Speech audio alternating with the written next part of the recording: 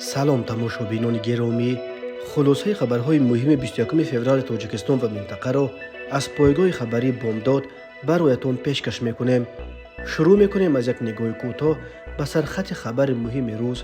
در این برنامه دزدی بیش از 2 میلیون سومونی از جانب رهبران شبکه‌های برق پنجکند. خبر قتل پیلوت روسیه که سبب مرگ خوشبخت ترسونوف شد. برادر عبدالقوی رازقوف از وزارت کارهای داخله برای مرگ دادرش 400,000 سومونی طلب دارد. زن تاجیک پوره جگرش را داد تا شوهرش زنده ماند. سنگریز در درواز روی خاروق را بست. و اکنون تفصیلات خبرها. یک ساکن شهر کولوب که ماه ینور سال 2023 در بازداشتگاه بر اثر لطکوب و شکنجه جان داد، رسما از وزارت کارهای داخله برای مرگ دادرش طلب 400,000 سومونی تاوان کرده است. اعتراف ضد شکنجه و بی‌جزایی در تاجیکستان، یک سازمان حامی حقوق انسان که در این قضیه برای حمایت از منفعت‌های خانواده رازقوف ادوکات جدا کرده است، روز 13 فوریه سال 2024 در سامانش خبر داد که رازقوف دولتمراد، برادر یک نفر در نتیجه شکنجه و مناسبت بهرامانه هلاک شد، سانحه 5 ینور سال 2024 با عریضه دعواگی عاید به رویانیدن ضرر معنوی به مبلغ 400,000 سومونی نسبت وزارت کارهای داخله جمهوری تاجیکستان به دادگاه نویه اسماعیل سومونی شهر دوشنبه مراجعت نموده است. برادر دعواگر عبدالقوی رازقوف سال تولدش 1986 پدر دو فرزند ساکن کوچه دمینزاده شهر کولوب که شام 2 ینور سال 2023 از جانب کارمندان ریاست کارهای داخلی منطقه کولوب با گمان دست داشتن در قاچاق مواد مخدر دستگیر شده بود. بعد چند ساعت بازداشتش به طور مرموز در بنای دوره میلیشیا جان داد. مرگ عبدالقوی رازقوف در بنای میلیشیا در یک سال پیش اعتراض ساکنان را به وجود آورد و صدها نفر با طلب به جوابگری کشاندن گناهکاران آن روز در نزد بنای سردخانه یا مورگ کولوب جمع شده ناراضگی خود را بیان کرده بودند. وزارت کارهای داخله در اول با نشر یک اطلاعیه پایفشاری داشت که گویا عبدالقوی رازقوف در راه به سوی اداره میلیشیا از استعمال مواد مخدر جان داده است، ولی ساکنان به نشان اعتراض تا زمان به دست آوردن وعده تحقیق عادلانه قضیه مرگ این ساکن کولوب جنازه او را از سردخانه نگرفتند. در پی این اعتراضها دادستانی منطقه کولوب نسبت 3 کارمند ریاست کارهای داخلی این منطقه کراماتوف، خالوف و شریف زاده بر اساس ماده 316 قسم 3 کودکس جنایتی تاجیکستان با اتهام برآمدن از حد وکالت‌های منصبی پرونده جنایتی آغاز کردند. در جریان تفتیشات پیشکی و رو زدن دلیل‌های شکنجه و مناسبت بهرامانه نسبت به عبدالقوی رازقوف، این پرونده جنایتی بر اساس ماده 143(1) بند به شکنجه بندوبست کرده شد. 25 یولی سال 2023 دادگاه منطقه کولوب سودشوندگان جمشید کراماتوف، ظفر خالوف و شمشاد شریف زاده بر اساس ماده 143(1) قسم 3 بند به در شکنجه به عاقبت مرگبار گناهکار شناخته هر یک آنها به 14 سال زندان نظامش سخت محکوم شدند. این 3 افسر امکنون سابق میلیشیا با حکم دادگاه همچون برای 12 سال از حق اشغال منصب در مقامات کارهای داخلی محروم کرده شدند. ماده 143(1) شکنجه همگی چند سال پیش با تقاضای حامیان حقوق و سازمان‌های بین المللی به کودکس جنایتی تاجیکستان اضافه کرده شد.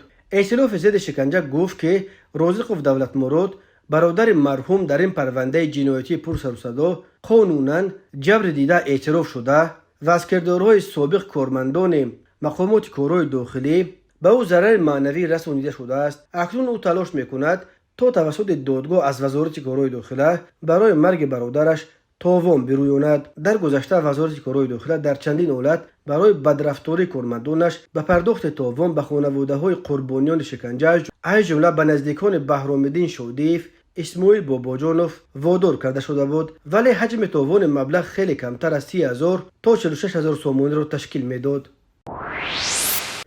سرریاست جاسوسی ارتش اوکراین روز 19 فوریه سال 2024 به بخش اوکراینی BBC تصدیق کرد که جسد ماکسیم کوزمینوف پیلوت روس که یک چرخبال نظامی ارتش روسیه را با مهمات جنگی و 2 سرنشین دیگر از جمله پیلوت زاده تاجیکستان خوشبخت ترسونوف را به اوکراین برده بود، در اسپانیا پیدا شده است. این حادثه ماه آگوست سال 2023 اتفاق افتاد و کوزمینوف برای به اوکراینی‌ها سپردن چرخبال $500,000 مکافات گرفت. خوشبخت ترسونوف و یک پیلوت روس که کوزمینوف آنها را بیخبر با خود برده بود مقاومت نشان داده کشته شدند. اولین شده خبر کشته شدن این پیلوت روس در خاک اسپانیا را تلگرام کانال اورو اکسپرس با تکیه به منابع خود در گواردیای ملی اسپانیا نشر کرد، ولی پس از آن که رسانه‌های دولتی روسیه با اشاره به این منبع خبر پخش کردند مطلب خود را از صحیفه‌اش پاک کرد. این کانال اساساً به تبلیغ پیشرفت‌های ارتش روسیه در جنگ ضد اوکراین مشغول است. خبرگزاری اوکراینسکای پراودا نیز خبر داد که مرگ کوزمینوف در اسپانیا واقع دارد. این منبع با تکیه به جاسوس بلند مقام نهاد جاسوسی اوکراین نوشته است که کوزمینوف به جای آنکه در اوکراین باقی بماند با اختیار خود به اسپانیا رفته است. گذشته از این او در اسپانیا معشوقه سابق خود را به خانه‌اش دعوت کرده است که در نتیجه جسد او را باعث چند تیر پیدا کردند. رسانه‌های روسیه با نقل از منابع خود نوشتند که نظامیان روسیه ضمن یک عملیات برای ماکسیم کوزمینوف 12 تیر خالی کرده سپس با ماشین سرش را پخش کردند. درباره کشته شدن یک شهروند 33 ساله اوکراین در شهر لا ویلا خایس خبرگزاری اسپانی هنوز 13 فوریه سال جاری خبر داده بود. این رسانه نوشته بود که جسد یک اوکراینی را که با سلاح آتشفشان به قتل رسانیده شده است در گراژ منزل زیستش پیدا کردند. بنا به نوشته سرچشمه این شهروند اوکراین هنگام فرار از منزل خود توسط شخصان سلاح به دست تیرباران کرده شده است. اتومبیلی را که گفته می شود به کوزمینوف تعلق داشت و قاتلان با آن فرار کردند در شهر ال کامپلو در حال پیدا کردند که پوره سوخته خاکستر شده بود، ولی پایگاه خبری ایتالیایی به آن اهمیت داده است که سن ماکسیم کوزمینوف به 28 رسیده است و در خبرهای رسانه‌های اسپانی سن شخص کشته شده 33 سال گفته شده است. در رابطه به خبر مرگ کوزمینوف دو فرضیه مطرح است: انتقام نهادهای جاسوسی روسیه برای خیانت کوزمینوف و احتمال عملیات مخصوص نهادهای جاسوسی اوکراین برای بدنام کردن مقامات روسیه و منحرف ساختن آنها از ادامه تعقیب کوزمینوف. طور قبلا خبر داده بودیم 9 آگوست سال 2023 فرمانده چرخبال حربی می 8 ماکسیم کوزمینوف با پیلوت تاجیک خوشبخت ترسونوف و نیکیتا کریانوف زیر اطاعتش خدمت می‌کردند. چرخبالش را از ولایت کورسک روسیه به اوکراین برده به نیروهای اوکراینی تسلیم کرد. کوزمینوف آن وقت گفته بود که اعضای اکیپاژ از نقشه او بیخبر بودند و تسلیم نشدند. هر دوی آنها به نیروهای اوکراینی مقاومت مسلحانه نشان داده در نتیجه از بین برده شدند. از خوشبخت ترسونوف یک طفل 8 ساله یتیم ماند. مروارید مادیارو خواهر خوشبخت ترسونوف به خبرگزاری روسی سپوتنیک تاجیکستان در رابطه با مرگ ماکسیم کوزمینوف که باعث کشته شدن برادرش شده بود گفته است که روز خاین سیاه است. کوزمینوف دیده و دانسته برادر من و دیگر همراهان خود را فروخته بود. شرمنده‌وار به قتل رسید. اگنتی مبارزه با کروپسیای تاجیکستان روز 21 فوریه سال 2024 از آشکار شدن تصرف بیش از 2 میلیون سومانی پول دولت از جانب رهبران شبکه‌های برق شهر پنجکند خبر داد و گفت سردار گروه خدمت رسانی قطعه پنجکند ارگاشوف با استفاده از وکالت منصبداری و در اساس مصلحت پیشکی با رهبر کارخانه شبکه‌های برق شهر پنجکند بابایف و دیگر شخصان مسئول در چند حالت جنایت‌های ازانی خودکنی و ساختاری خدمتی را صادر کردند. خود ارگاشوف و بابایف و متهمان دیگر برای شرح قضیه دسترس نیستند، ولی مرکز مطبوعات اگنتی ضد کروپسیا در اطلاعش میگوید چنانچه ارگاشوف در دوره فعالیت کاریش همچون شخص مسئولیت مادی داشته به حساب خود در انبار گروه خدمت رسانی قطعه پنجکند مال و محصولات ارزشدار و رسما قبول نموده با مقصد غرضناک قسم آن را موافق مقصد استفاده و وصل و نصب کرده در دوام سال 2023 طبق مصلحت پیشکی با بابایف و دیگر شخصان مسئول تجهیزات برقی و مال و محصولات ارزشدار به او باور کرده شده و در اختیارش قرار داشته را به مبلغ عمومی 2,136,613 سومانی برای ساختکاری اجرت‌های مصاحباتی تصرف نموده به احتیاجات شخصیشان صرف نمودند. که با این کردار قصدانه خود به دولت ضرر مخصوصا کلان مادی رسانیدند. این دولت‌های مذکور نسبت به بابایف و ارگاشوف و دیگر شخصان مسئول شبکه‌های برق شهر پنجکند بر اساس دو ماده کودکس جنایتی جمهوری تاجیکستان ماده 245 قسم 4 بند ب تصرف مبلغ‌ها به مقدار مخصوصا بزرگ و ماده 323 ساختکاری خدمتی پرونده جنایتی آغاز گردیده تفتیش پیشکی پرونده جنایتی مذکور ادامه دارد. با آنها همچون جزا برای ساختکاری با استفاده از مقام جریمه به اندازه از 250 تا 365 نشون دهنده برای حسابها یا از 2 تا 3 سال حکم زندان تهدید میکند. همین طور به متهمان بر اساس قسم 4 ماده 245 برای تصرف مبلغ مخصوصا بزرگ جریمه به اندازه از 1824 تا 2700 نشون دهنده برای حسابها یا محروم ساختن اساس‌زادی به مهلت از 10 تا 15 سال تهدید میکند. اما اگنتی ضد کروپسیا در اطلاعش تاکید کرده است که مبلغ ضرر آشکار گردیده به پورگی برقرار کرده شده است. این به معنی است که مسئولان قلب دست اکنون می توانند با پرداخت جریمه از جوابگری خلاص بخورند. ساحه نیروی برق در تاجیکستان یکی از ساحه‌های اعظم فساد زده به شمار می رود.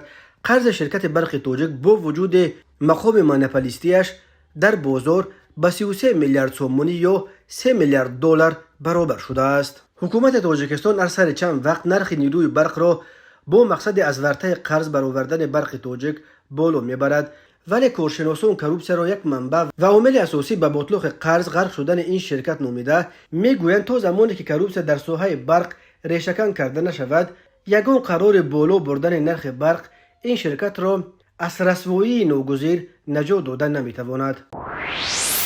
تماشابینان عزیز، یادآور میشویم خلاصه مهمترین اخبار تاجیکستان را از پایگاه خبری بامداد تماشا دارید. برنامه را ادامه میدهیم.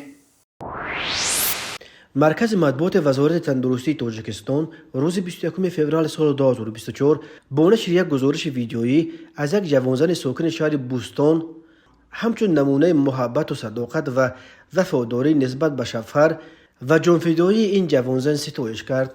مخلصه کریموف یک قسم جگرش را برای شوهرش فراجان کریموف که از درد جگر رنج میکشید داد تا که شوهرش در بالای سر او و 3 فرزندشان زنده بماند. این جراحی در مرکز ملی علمی پیوندسازی عضو و بافته‌های انسانی جمهوری انجام داده شده است. مخلصه کریموف گفت عملیات جراحی آنها خوب گذشت. این جوانزن با اظهار سپاس به طبیبان مرکز ملی پیوندسازی گفت که او بدون یگان دو دلگی پارچه جگرش را به شوهرش داد تا که پدر 3 فرزندش شفا بیابد. طبیبان مرکز ملی پیوندسازی گفتند که جراحی جگر فراجان کریموف جراحی نادر بوده در تاجیکستان بار اول انجام داده شد، زیرا بار اول جگر سالم را به جگر ناسالم پیوند کردند. ماه ینور سال 2024 درباره محمدی لالخانوف نام ساکن ناحیه شهرتوز گزارش شده بود که پاره از جگر خود را به همسرش داده است تا او از بیماری سخت شفا یابد. مرکز مطبوعات وزارت تندرستی تاجیکستان با نشر یک ویدیو خبر داده بود که جراحی همسر لالخانوف اخیراً در مرکز ملی پیوندسازی عضو و بافته‌های انسانی این وزارت انجام داده شد و حالا هر دو هم شوهر و هم همسر او خود را خوب حس می‌کنند. در مرکز ملی پیوندسازی عضو و بافته‌های انسانی وزارت تندرستی تاجیکستان اینک چند سال باز جراحی مرکب چون پیوند ساختن گرده و جگر را انجام میدهند، ولی موردهایی که شوهر جگر خود را یا زن جگر خود را به همسرش بدهد خیلی نادر است. این مرکز سال 2018 گفته بود که تقریباً 700 ساکن تاجیکستان به پیوند جگر نیاز دارند، اما پیدا کردن دونوری که پاره جگرش رو بدهد خیلی مشکل است. کمیته حالات فوق‌العاده تاجیکستان خبر داد که صبح 20 فوریه سال 2024 ساعت 09:24 وقت محلی در کیلومتر 285 راه ماشینگرد دوشنبه کولاب دروازه خاروغ که از قلمرو دیای یخچسار جماعت دیات نولوند نویه دروازه ولایت مختار کوهستان بدخشان میگذارد ریزش سنگ به قید گرفته شد. این آفت طبیعی باعث مسدود شدن راه شده است. در جای حادثه کارمندان خدمات راه نویه با جلب تکنیک مخصوص فعالیت دارند. کمیته حالات فوق‌العاده اخیراً با تکیه به معلومات هواشناسان خبر داد که کمش تا 24 فوریه سال 2024 در نویه‌های کوهستانی تابع مرکز قسمت جنوبی قطارکوهای ایسار و غرب ولایت مختار کوهستان بدخشان همچنین در راههای دوشنبه خوجند خطر فرو ریختن ترمه و سنگریز بلند باقی میماند. کمیته اولت‌های فوق‌العاده در این رابطه با وجود خطر احتمالی لغزش ترمه و ریزش سنگ در راهها بار دیگر از مردم خواست که از حد اکثر احتیاط کار بگیرند. از رانندگان نیز خواسته شده است که به ویژه هنگام حرکت با راههای کوهستانی از حد اکثر احتیاط کار گرفته قاعده‌های حرکت در راه از جمله سرعت و فاصله را قطعاً رعایت کنند. شام 18 فوریه سال 2024 تخمینا ساعت 18:30 دقیقه راننده автомашин طبقه اوپل استرا میرزایف مبارکشاه سال تولدش 1996 ساکن نویه خوولینگ هنگام حرکت از سمت شهر دوشنبه به سمت شهر کولوب در حدود شهر نورک از اوده دوره واسطه نقلیات نبرآمده پیادهگر قربانوف محمد شاه سال تولدش 1966 ساکن شهر نورک را پخش نموده است. در نتیجه قربانوف به سلامتیش جراحت‌های گوناگون جسمانی برداشته در جای حادثه به هلاکت رسیده است. اوید بین حادثه تحقیقات ادامه دارد. راههای تاجیکستان از لحاظ صدمه‌های مرگ‌آور راههای پرخطر دانسته می‌شوند. سال 2023 در راههای جمهوری در 1111 صدمه 519 نفر به هلاکت رسیده، 1179 کس دیگر مجروح شدند.